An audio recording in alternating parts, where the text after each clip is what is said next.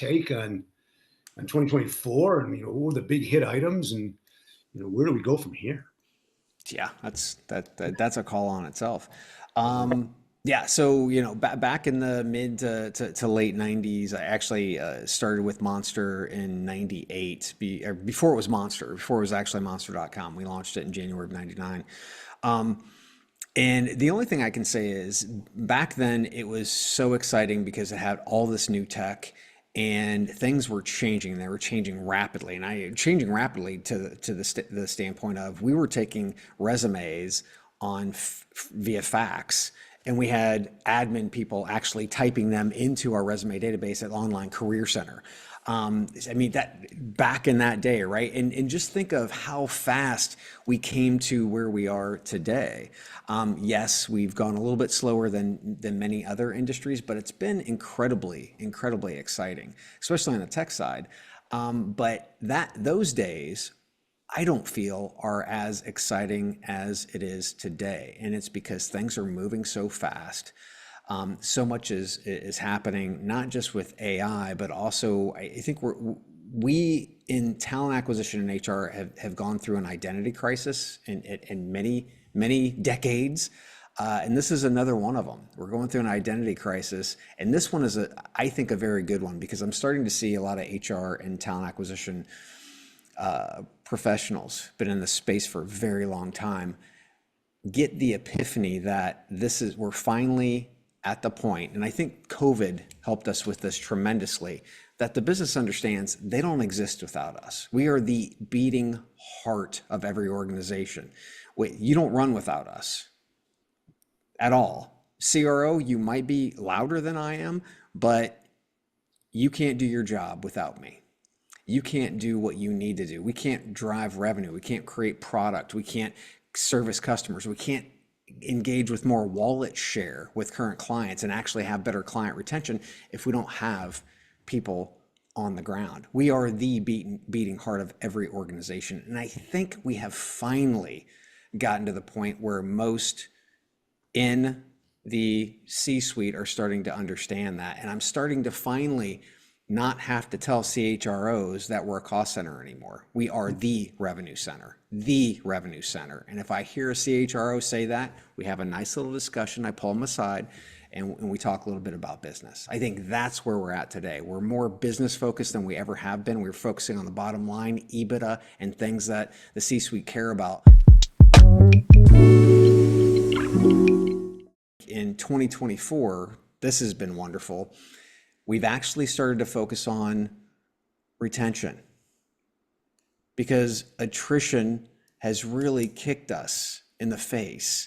And if you take a look at the leaked letter from Amazon, where I think it was like 18 months ago or 2 years ago, where they lost $8 billion in revenue due to attrition. Why? Because you need people to do the jobs, right?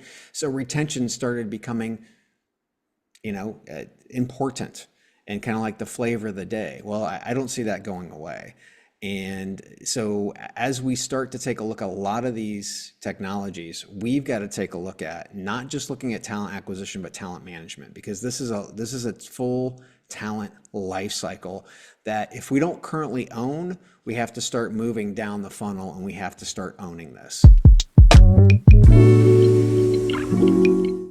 Many companies are trying to figure out what it actually means. And to be quite frank, I think it's very simple.